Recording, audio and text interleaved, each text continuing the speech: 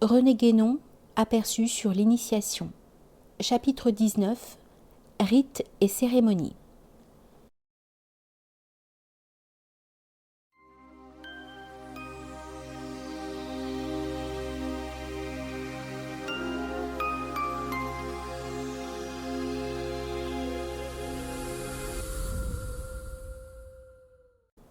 Après avoir éclairci, autant qu'il nous était possible, les principales questions se rapportant à la véritable nature du symbolisme, nous pouvons revenir maintenant à ce qui concerne les rites. Il nous reste encore sur ce sujet quelques fâcheuses confusions à dissiper. À notre époque, les affirmations les plus extraordinaires sont devenues possibles et se font même accepter couramment, ceux qui les émettent et ceux qui les entendent étant affectés d'un même manque de discernement. L'observateur des manifestations diverses de la mentalité contemporaine a à constater à chaque instant tant de choses de ce genre dans tous les ordres et dans tous les domaines qu'il devrait en arriver à ne plus s'étonner de rien. Pourtant, il est bien difficile malgré tout de se défendre d'une certaine stupéfaction quand on voit de prétendus instructeurs spirituels, que certains croient comme revêtus de missions plus ou moins exceptionnelles, se retrancher derrière leurs horreurs des cérémonies pour rejeter indistinctement tous les rites, de quelque nature qu'ils soient, et pour s'y déclarer même résolument hostiles. Cette horreur est en elle-même une chose parfaitement admissible, légitime même si l'on veut, à la condition d'y faire une large part à une question de préférence individuelle et de ne pas vouloir que tous la partagent forcément. En tout cas, quant à nous, nous la comprenons sans la moindre peine. Mais nous ne nous serions certes jamais doutés que certains rites puissent être assimilés à des cérémonies, ni que les rites en général dussent être considérés comme ayant en eux-mêmes un tel caractère. C'est là que réside la confusion, vraiment étrange de la part de ceux qui ont quelques prétentions plus ou moins avouées à se servir de guide à autrui dans un domaine où précisément les rites jouent un rôle essentiel et de la plus grande importance, en tant que véhicule indispensable des influences spirituelles, sans lesquelles il ne saurait être question du moindre contact effectif avec des réalités d'ordre supérieur, mais seulement d'aspirations vagues et inconsistantes, d'idéalisme nébuleux et de spéculation dans le vide. Nous ne nous attarderons pas à rechercher quelle peut être l'origine du mot même de cérémonie, qui semble assez obscure et sur laquelle les linguistes sont loin de s'accorder. Petite note. Ce mot vient-il des fêtes de Cérès chez les Romains ou bien, comme d'autres l'ont supposé, du nom d'une ancienne ville d'Italie appelée Céré ? Peu importe au fond, car cette origine, dans tous les cas, peut, comme celle du mot mystique dont nous avons eu à parler précédemment, n'avoir que fort peu de rapport avec le sens que le mot a pris dans l'usage courant, et qui est le seul dans lequel il soit actuellement possible de l'employer. Fin de la note. Il est bien entendu que nous le prenons dans le sens qu'il a constamment dans le langage actuel, et qui est suffisamment connu de tout le monde pour qu'il n'y ait pas lieu d'y insister.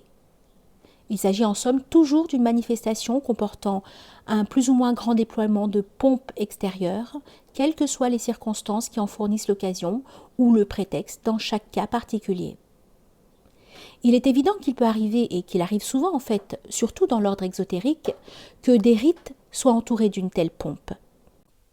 Mais alors, la cérémonie constitue simplement quelque chose de surajouté au rite lui-même, donc d'accidentel et non point d'essentiel par rapport à celui-ci. Nous allons revenir tout à l'heure sur ce point.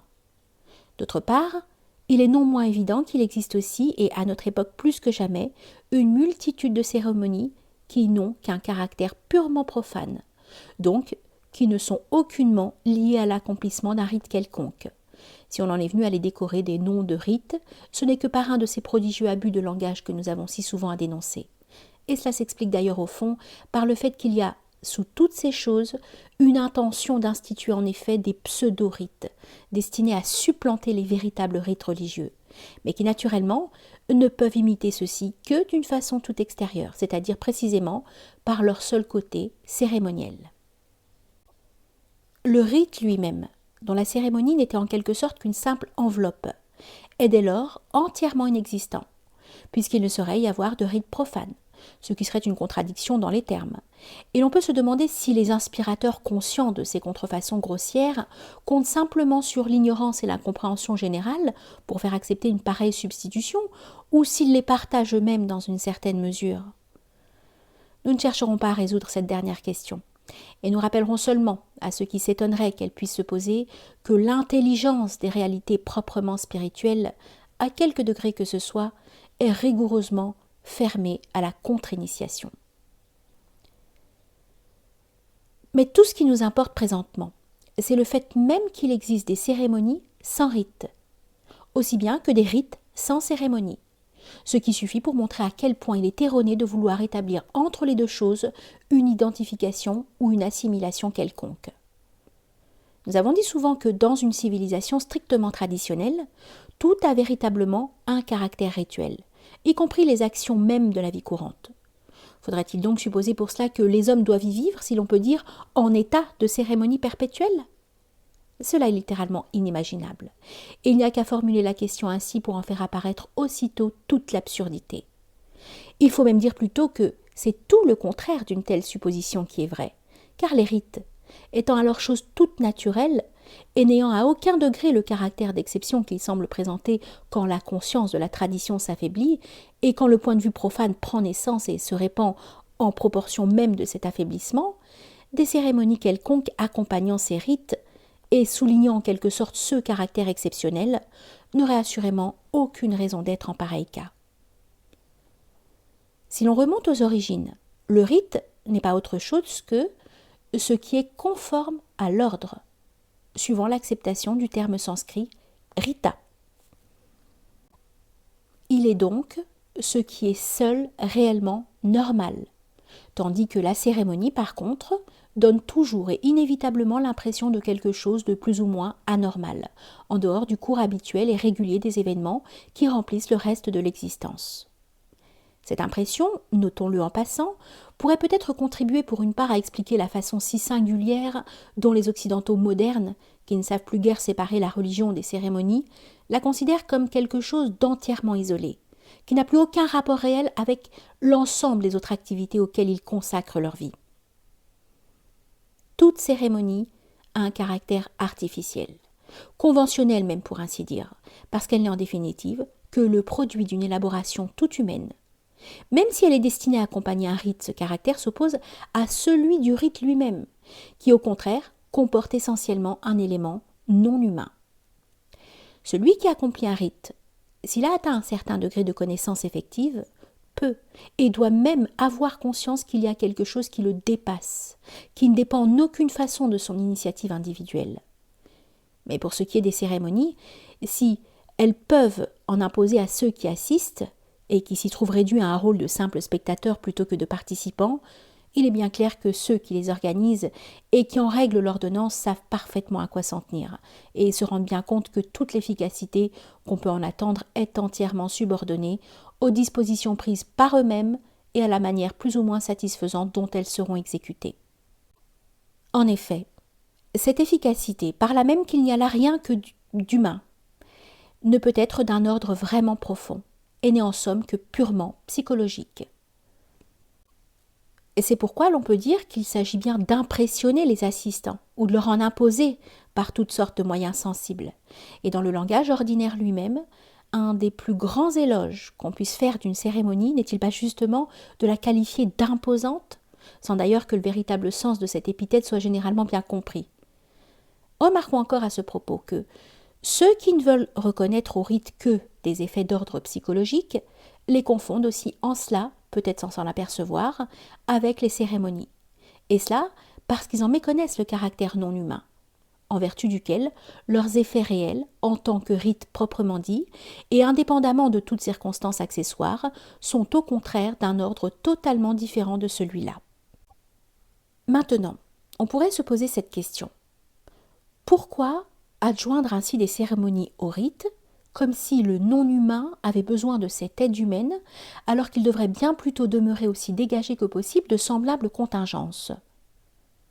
La vérité est qu'il y a là tout simplement une conséquence de la nécessité qui s'impose de tenir compte des conditions de fait qui sont celles de l'humanité terrestre, du moins dans telle ou telle période de son existence.